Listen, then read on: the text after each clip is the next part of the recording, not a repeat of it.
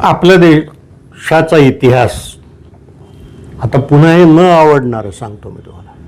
आपल्या देशाचा इतिहास हा आदिवासींवर अन्याय करणारा इतिहास आहे. मी तुम्हाला महाभारतातली एक गोष्ट सांगतो. कौरवांनी जेव्हा पांडवांना राज्य दिलं नाही ना, तेव्हा श्रीकृष्णाने पांडव सेना हाती घेऊन खांडव वन जाळलं आणि त्यातले नागावंशीय लोक जाळले आणि मारले. अरे बापरे. नागावंश ते नागा वंशाचे लोक राहत होते. नागा हा वंश आहे. प्रत्येक आमच्या आदिवासींमध्ये कसं आहे, प्रत्येक जमात ही तिच्या टाटेमच्या नावाने प्रत्येकाचं एक कुलचिन्ह असते जमातीचं, त्या नावाने ओळखले जाते. ते नागा जे लोक आहेत ते नागवंशीय आहेत, आदिवासी आहेत. कृष्णाने जर नागवंशीय लोक जाळले, त्यातले जे थोडेसे बचावले होते बिचारे ते पळून आताच्या नागालँडमध्ये राहायला लागले. अच्छा. हे लक्षात घ्या. त्यामुळे आदिवासींवर अन्याय करणे ही फार प्राचीन परंपरा आहे, महाभारतापासून चालत आलेली. त्याच्याही आधी जाऊ शकतो रामायणातले उतारे सांगून, पण त्याची गरज नाही. आदिवासींना आम्ही गरीब मानलं, मूर्ख मानलं, मागासलेलं मानलं, आणि जे गरीब असतील, मागासलेले असतील ते फक्त अन्यायाचेच अधिकारी राहू शकतात. नर्मदा सरोवर बांधला, मेधा पाटकरनी एवढं आंदोलन केलं, काय झालं? अजूनही तिथले आदिवासी बेघरच आहेत. आमच्या गडचिरोली जिल्ह्यामध्ये आता ते जिंदालच्या खाणी सुरू आहे. सरकारने अर्धलष्करी लोक ठेवले आहेत, पथकं त्यांची. ती आदिवासींच्या रक्षणासाठी ठेवली नाहीत, तर ज्यांना घालवून दिलेलं आहे त्या आदिवासींपासून या जिंदालच्या उद्योगाचं रक्षण करण्यासाठी ठेवलेली आहेत. त्या खाणींमधून जे पाणी निघते आहे त्यांनी तिकडलं सगळं पर्यावरण, जलपर्यावरण दूषित करून टाकलं. प्यायलाच पाणी राहिलेलं नाही. लाल रंगाचं पाणी नाल्यांमधून वाहताना दिसतं. बाप. त्याच्याकडे पाहिल्याबरोबर सुद्धा शिशारी येतात.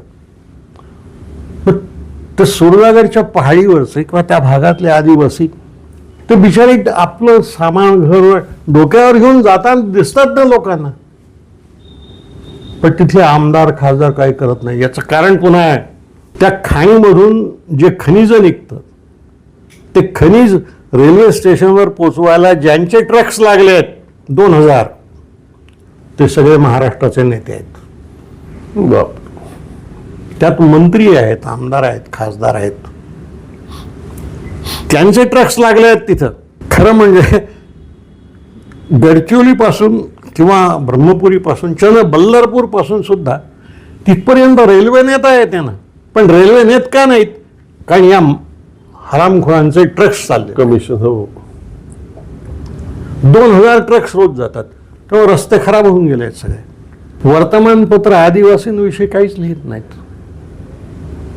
ते विस्थापित होत आहेत, त्यांच्याविषयी काही लिहित नाही. इथं आणखी एक तुम्ही आदिवासी शब्द, आमचे संघवाले ते त्यांना वनवासी म्हणतात. हो. वनवास ही शिक्षा आहे, हे लक्षात घ्या. कैकेयीने आम्हाला 14 वर्षाची वनवासाची शिक्षा दिली. वनवास ही शिक्षा आहे, आदिवास हा अधिकार आहे. हे लक्षात नाही आलं कधी. आदिवास हा अधिकार आहे. आम्ही आदिवासी आहोत म्हणजे आम्ही या भूमीचे आदिम मालक आहोत. तुम्ही त्यांचा तो आदिम अधिकार हिसकावून घ्यायला त्यांना वनवासी ठरवून म्हणजे शिक्षा देऊन खालच्या पातळीवर नेत आहात. वनवासी हा शब्द संघवाल्यांनी सहज शोधला नाही आहे. आपल्या अन्यायाला एक मुलामा देण्यासाठी मग वनवासी कल्याण आश्रम वगैरे, पण वनवास ही शिक्षा आहे, आदिवास हा अधिकार आहे. हा फरक आपण एकदा समजून घ्या. बरोबर. मग हा एकदा फरक समजून घेतला की मग ती माणसं आपली आहेत आणि आपल्या बरोबरीची आहेत ही भावना मनामध्ये येते. मी तुम्हाला सांगतो, मी 22 वर्ष त्यांच्यात होतो. मग त्यांच्यातल्या कोणत्याही गावात गेलेल्या 4-5 माणसांची नावं घेऊन बोलता येत ना, त्यांच्याशी बायकांशी सुद्धा बोलता येत. मग त्यांच्यात राहिलो तर ते आपले वाटतील ना. आपण बरोबर. त्यांना आपल्यात घेऊ तर आपले वाटतील ना. नाही ना घेत आपण त्यांना घेत नाही. त्यांना विस्थापित करण्यावर जर या देशाची उद्योग व्यवस्था उभी राहणार असेल तर भगवान श्रीकृष्ण ते जिंदाल हे असंच चालू राहणार. तुम्ही अदानीच्या ताब्यात किती बंदरं दिली, किती मासेमाऱ्यांचे धंदे मारले, किती विमानतळ दिली, किती पोर्ट्स दिले. आता ते इस्रो देत आहेत आदिवासींचे. बरं, आदिवासींचा वर्ग नेतृत्वही नाही. दलितांना बाबासाहेब तरी होते.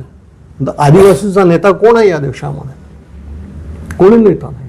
त्या देशातला गरीब वर्ग कधीही संघटित होत नाही आणि होऊ शकणारही नाही.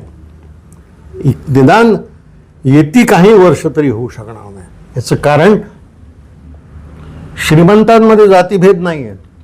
आपले सिनेनट, उद्योगपती ते वेगवेगळ्या धर्मातल्या स्त्रियांशी लग्न करतात, त्यांच्या घरात आपल्या मुली देतात. पण आपला जो दरिद्री वर्ग आहे हा आपल्या जातींना इतका धरून आहे हो.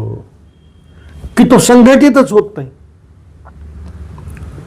त्यामुळं गरिबांचे आंदोलन आपल्या देशात संघटित का होत नाहीत? कारण या देशातले गरीब जातीत विभागले आहेत. जेव्हा एकत्र यायची वेळ येते तेव्हा मग जातींचे प्रश्न उभे होत असतात. मी तुम्हाला एक उदाहरण सांगू. पुण्यातलं शरद जोशींच्या नेतृत्वात महाराष्ट्रामध्ये शेतकऱ्यांचं जे आंदोलन झालं ते इतकं प्रचंड होतं की त्याला महात्मा गांधी मिळायला लागले. लोक 5-5 लाख स्त्रियांच्या सभा घ्यायचे ते नाशिकच्या जवळ नंदुरबार वगैरे. मी पाहिलंय आणि शरद जोशींचा माझा संबंध खूप चांगला होता. मी त्यांची विदर्भ साहित्य संघात व्याख्यानं केली. एकदा मी पवारांना विचारलं की हा माणूस जो उद्या शेतकऱ्यांचा पक्ष उभा करील तर तुमच्या राजकारणाचं काय? ते म्हणले काही होणार नाही, निवडणुका येऊ द्या, शेतकऱ्यांना शरद जोशीची जात बरोबर दिसेल. दिसली ना. त्याचे फक्त 2 आमदार निवडून आले, ते स्वतःही पडले. आणि शेवटी त्यांची इतकी दारुण अवस्था होती. त्यांच्या शेवटल्या काळात मला ते की विमानात भेटले. ते संसदेमध्ये राज्यसभेत गेले होते, शिवसेनेच्या मदतीने गेले होते. मी त्यांना म्हणालो की तुम्ही शिवसेनेच्या? सांगू का खरं? माझ्या डोळ्यात पाणी आलं. ते म्हणाले द्वादशीवार माझी आर्थिक स्थिती खूप खराब आहे म्हणे. अरे बापरे. आणि मला इतक्या प्रकारचे आजार आहेत म्हणे की मी माझी बिलं नाही देऊ शकत माझ्या डॉक्टरची. पण खासदाराला सरकारी मदतीनं औषध पाणी आणि याचा खर्च मिळतो, आरोग्य, म्हणून मी शिवसेनेच्या मदतीने तिकडे गेलो म्हणाले. म्हणजे जोपर्यंत शरद जोशी शेतमालाला भाव मिळवण्यासाठी आंदोलन करत होता तोपर्यंत तो शेतकऱ्यांचा नेता होता. पण तो शेतकऱ्यांच्या हाती राजकीय सत्ता द्यायला, स्वराज्य पार्टी घेऊन उभा राहिला तेव्हा लोक त्याला सोडून गेले. ते गरीब कसे एकत्र होणार? आता तुम्ही मराठी म्हटले तर ते कुणबी म्हणतात, तुम्ही महार म्हटलं की ते मातंग म्हणतात. मातंग म्हटलं की काहींना आंबेडकरांकडे जावं असं वाटतं, पण काहींना म्हटलं नाही आमचा अण्णाभाऊ साठीच आहे. हो, खरं आहे. मग गरिबांचं आंदोलन यशस्वी व्हायचं असेल तर मग एखादा गांधीसारखा नेता लागतो, एखादा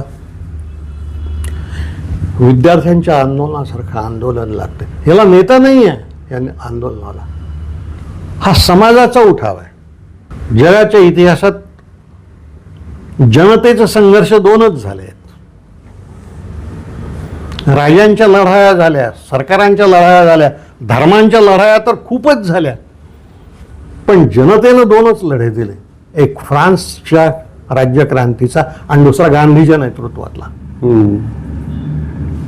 तो लढा सशस्त्र होता, हा निशस्त्र होता. गांधीच्या नेतृत्वातल्या लोकांना एकमेकांची जात नाही कधी विचाराविषयी वाटली. सरदार पटेल होते, नेहरू ब्राह्मण होते, मौलाना मुसलमान होते, राजाजी दाक्षिणात्य ब्राह्मण होते, राजेंद्र बाबू कायस्थ होते, त्यांचे अनुयायी दलित होते, मुसलमान होते. लोक जाती धर्माच्या नावावर एकत्र येतात, पोटापाण्याच्या प्रश्नावर एकत्र काय येत नाही. एवढ्या 1.25 लाख शाळा बंद पडल्या तर आपली मुलं, आपलं भविष्य काय आहे या प्रश्नावर लोक काय एकत्र येत नाहीत. आता ते पोरं बिचारे करतायत काहीतरी, त्यांच्या मागे मध्यमवर्ग का उभा राहत नाही. तर सरकार त्यांना दिमागी नक्षल म्हणतो. हे काय दिमागी वाट नक्षली. मी नक्षलवाद्याला गेलो आहे, मी कनू सन्यालला भेटलो आहे. कनू सन्याल जेव्हा मेला तेव्हा त्याच्यावर मी फार विस्तृत मोठा लेख लिहिला, तो साधनामध्येही आला होता. तुम्ही त्यांच्या विरुद्ध यात्रा पण काढली. यात्राही काढली, पण त्यानंतर तो मेला, त्यांनी आत्महत्या केली. आत्महत्या करताना तो असं म्हणाला की ज्या हेतूने आम्ही गरिबांना न्याय द्यायला ही चळवळ सुरू केली त्यापासून आमचे लोक भटकले आहेत आणि आता आमच्यामध्ये चारूही गेला आहे आणि दुसरा नेता राहिला नाही सगळ्यांना. नक्षलबाडी हे गाव आहे, तिथं तो चारू मुजुमदार राहत होता म्हणून ते नाव त्या चळवळीला पडलं. त्याला काही तत्वज्ञान नाही काही नाही. ते डाव्या कम्युनिस्ट पक्षाच्या कार्यकारिणीचे सभासद होते, चारू मुजुमदार, कनू सन्याल, जनरल संथाल. त्यांचा ज्योती बसूवर हा राग होता की तुम्ही संसदीय लोकशाहीकडे वळलात आणि मार्क्सची क्रांती विसरलात. तर मग कम्युनिस्ट पक्षाने त्यांना पक्षातून काढून टाकलं. तेव्हा त्यांनी ही चळवळ सुरू केली. त्यांच्यातही नेते जे आहेत ते जुलमी झाले. त्यांनी त्या पोरांचा वापर करून लोकांकडून पैसे घ्यायला सुरुवात केली आणि भांडवलदारांकडून पैसे घ्यायला सुरुवात केली. मी तुम्हाला सांगतो, चंद्रपूरच्या जवळ जी बल्लारशाला पेपर मिल आहे, ती पेपर मिल 5 कोटी रुपये देत असे दरवर्षी नक्षलवाद्यांना. बापरे. आणि तिचा मालक महाराष्ट्राच्या मुख्यमंत्र्याचा तेव्हाच्या मित्र होता. तेंदूपत्त्याचे व्यापारी महाराष्ट्रात आहेत. तेंदूपत्ता, ते तेंदूपत्ता तर जंगलातूनच तोडावा लागतो. महाराष्ट्रातला सगळ्यात तेंदूपत्त्याचा कारखाना, बीडीचा कारखाना कोणाचा आहे? प्रफुल्ल पटेलचा. मग तेंदूपत्ता जंगलातून आणायला नक्षलवाद्यांना सुखी ठेवावं लागेल की नाही? आणि त्यांना सुखी ठेवायचं असेल तर मग काय? म्हणून नक्षलवाद्यांचे पुढले नेते 5 स्टार हॉटेलमध्ये राहायचे.